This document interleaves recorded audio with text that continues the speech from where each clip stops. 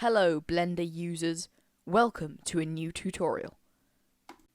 Today I'm going to teach you a few little tips that'll change your render just before you hit that little render button.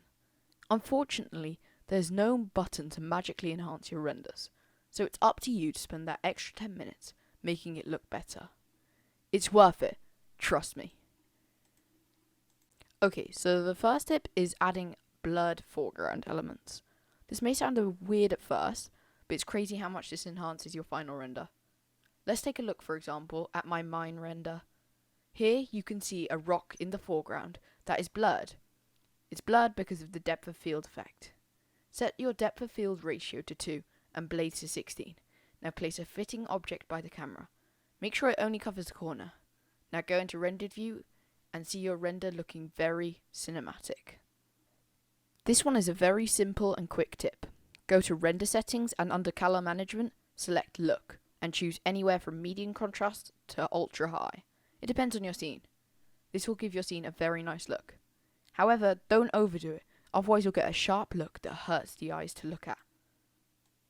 Go to your camera settings and under viewport display, select composition guides. Then tick center. Line up the subject of your shot with the point in the middle. Our eyes are always trained to look to the middle first, so keeping your subject centered will make sure we know what the main focus of the render is. This one is lighting. Now, there's no specific key to lighting your scene. However, try to always light your characters from the side to avoid a very boring lighting setup. Try not to add more lights than needed. If it's a night scene, don't force it. It's okay if your subject is a bit dark. That's how it'd look in real life.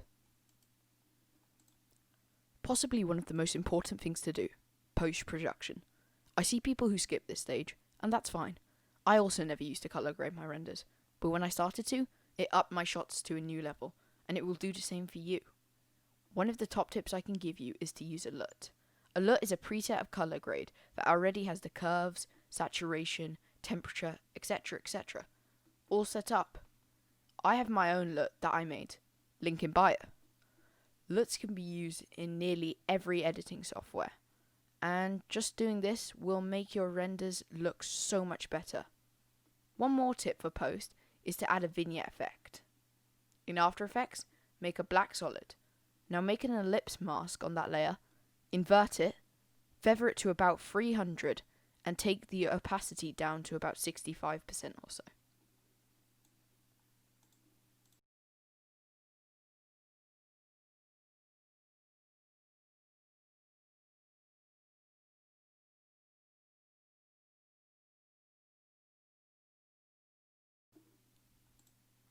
Check it out! With those 5 simple steps, we took our render to a new level.